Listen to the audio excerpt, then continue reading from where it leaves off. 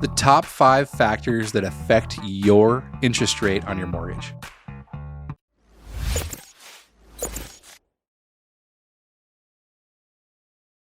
What's going on, everybody? Jeff Trevarthen here, Jeff the Mortgage Pro. Thanks so much for watching. Really appreciate it. Do me a huge favor. If you like these videos, go ahead and click the like button down below. And if you really like these videos, go ahead and subscribe so you know them when they're coming out.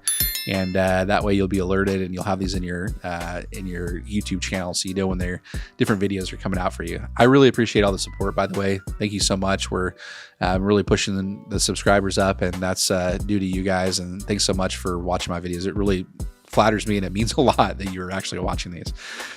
So let's look at the top 5 factors today that affect your mortgage interest rate. The number one factor that I would say, and these are not necessarily in the number 1 to number 5 order, but the first thing I want to talk about is your credit score. This is so significant because if your credit score is on the lower end, you're going to have a higher interest rate. And what a higher interest rate leads to is more money that you have to pay out of your pocket over time. It could be, tens of thousands of dollars, maybe even $100,000 difference in your monthly payment, depending on your, depending on how big your mortgage is over the life of that loan, how much you have to pay. So credit is significant in the sense that you want to try to make sure that you maximize your credit score.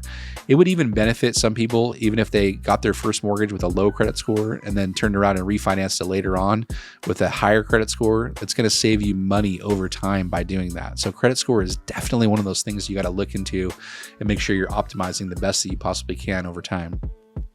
The second thing is the loan to value ratio. So what I mean by that is that to find this, we take the loan amount divided by the appraised value of your property. So let's say you have a $500,000 loan amount and $1 million value of your property. Your loan to value ratio would be 50%. What lenders really like is lower loan to values. So if you're right at like 95%, that's going to be the most risk for the lender. So they're going to give you a higher interest rate for that. So if you're purchasing a house or refinancing a house, the more money you have in equity or more money you have in down payment, the better in terms of getting what your interest rate is to be the best. Okay. So if you have 50% down, you're going to have a better interest rate than you have if you're going to just put 10% down, let's say. Okay. So make sure that you have an idea of that loan to value ratio when you're trying to figure out what your mortgage rate is. Number 3 is your debt to income ratio. And in this instance, we take your monthly debt and we divide it by your gross monthly income. So that's how you figure out the debt to income ratio. So if you make $10,000 a month, but your debt outflows are $5,000 a month, what's that debt to income ratio? It's going to be 50%, right? So the lower your debt to income ratio, typically the better the interest rate is going to be. That's less risk for the lender. That means you make plenty of money to be able to make that mortgage payment every single month. If you have lots of debts and you push that debt ratio up around 50%, then obviously that's going to be a factor in what your interest rate is. Number 4 is the loan type and the loan term. So the loan type could be like a fixed or an adjustable rate mortgage.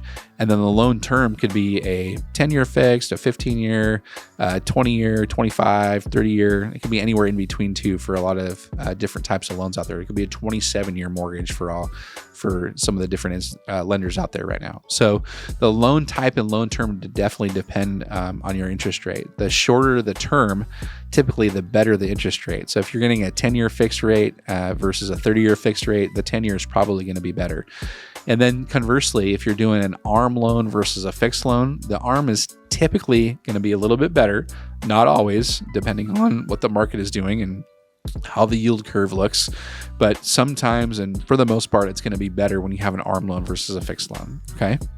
So loan type and loan term definitely matter for your interest rate. And then the last one, this is kind of out of your control. These are market conditions and economic factors. We have really no control over what the interest rates are on any given day. They're set by what's going on in the market.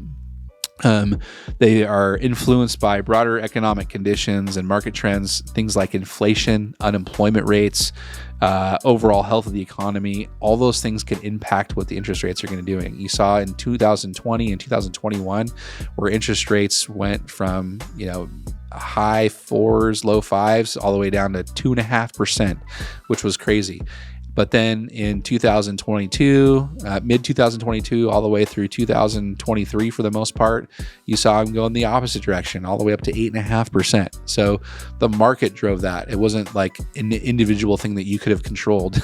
So you have no control over what's going on in the interest rate environment, and you're subject to whatever the rates are whenever you're trying to buy a house or refinance a house going forward. Okay, so those are the top 5 factors when you are trying to qualify for a mortgage, and those things are all important.